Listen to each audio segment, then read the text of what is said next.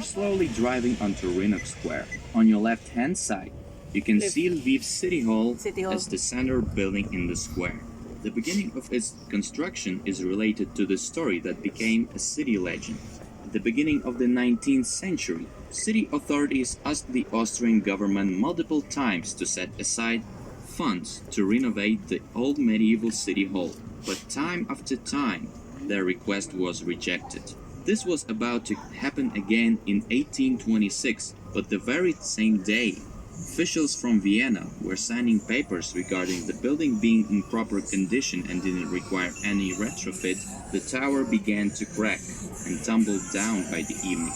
Only up to then were the necessary funds granted. A few years ago, the city restored the city's tradition of having a trumpeter. The signal of his trumpet fills the air every hour. Formerly, city trumpeter was also obliged to watch over and warn citizens about fires and approaching enemy. Example, on our right, we are passing building number 14, where the mission of the Venice in Lviv once had the residence. There is a symbol of the Republic over the entrance, a winged lion. However, local citizens never knew for sure whether Mr. Massari, who introduced himself as a Venice consul, had any official document confirming his status.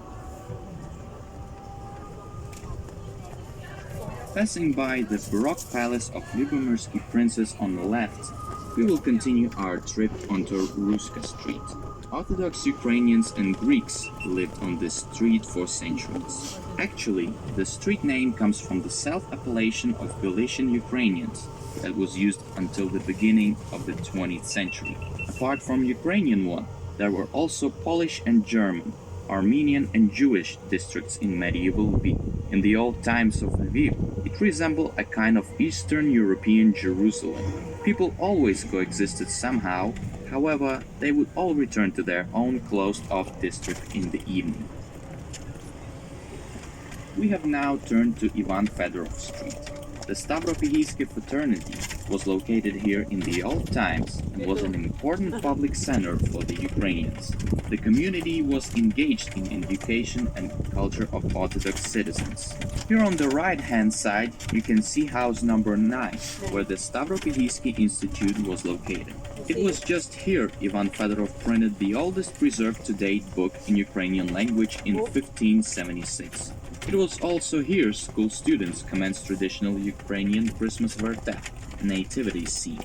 On your right-hand side, next to the building, you can see a very popular city monument dedicated to Nikifor Drobny. He came from Ukrainian ethnic group of Lemki and is one of the most known primitivism artists of the 20th century. Lvivians say that if you touch his index finger or nose and make a wish, it will always come true. We have arrived to Muzeyna, Museum Square. On the right, you can see one of the best Lviv Baroque churches, the Dominican Church. The first monks appeared in the 14th century here, but the present building was only built in the 18th century. The richest bride of Eastern Europe, Halshka from Ostrog, once used the building to hide from the husband she didn't love. During the Soviet occupation times, they instituted a museum to atheism in the church and monastery buildings. But now, the church has returned the temple for service. We will now stop so you can get out and visit the inside of the Church of Dominicans, view the monument, take some photos for your memories in Lviv. Our trip will continue in about 7-10 minutes. We kindly ask you not to miss the golf cart's take-off time. Okay, 7 to